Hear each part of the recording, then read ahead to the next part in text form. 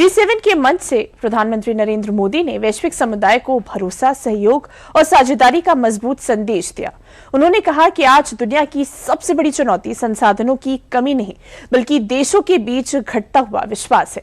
PM Modi ने समुद्री सुरक्षा, वैश्विक व्यापार और संघर्षों के शांतिपूर्ण समाधान पर जोर देते हुए भारत की वसुधैव कुटुंबकम की सोच को दोहराया। देखिए रिपोर्ट।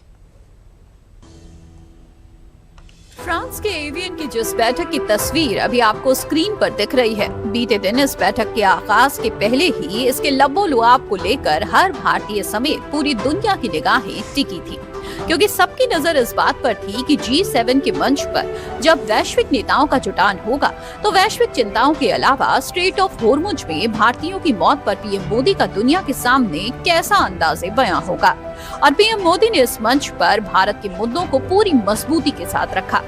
पीएम मोदी ने G7 आउटरीच सेशन में पश्चिम एशिया में शांति प्रयासों की प्रगति का स्वागत किया।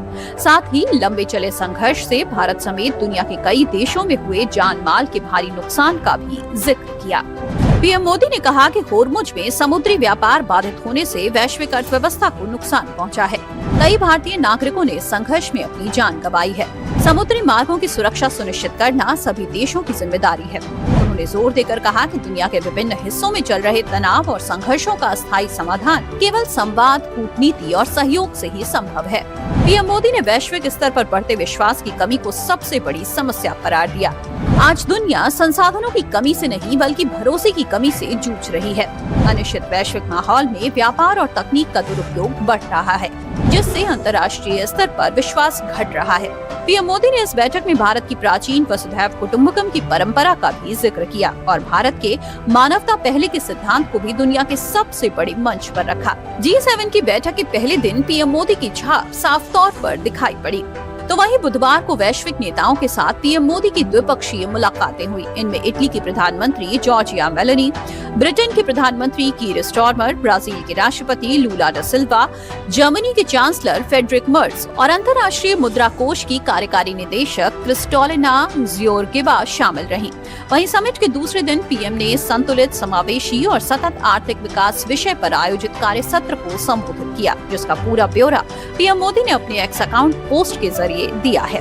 पीएम मोदी ने लिखा है कि ये सराहनीय है कि फ्रांसीसी G7 अध्यक्षता ने इस विषय को महत्व दिया है। आज की वास्तविकता ये है कि जब विकास की बात आती है तो सवाल जीडीपी या फिर व्यापार के आंकड़ों का नहीं होना चाहिए। असली सवाल ये है कि विकास किसके लिए, किसके साथ और किस दिशा में हो रहा है। पीएम मोदी ने G7 के मंच से साफ संदेश दिया कि अगर अंतर्राष्ट्रीय एकजुटता को मजबूत करना है तो सबसे कमजोर देशों को संकटों के बोझ तले दबने से बचाने के लिए भी सबको साथ आना होगा।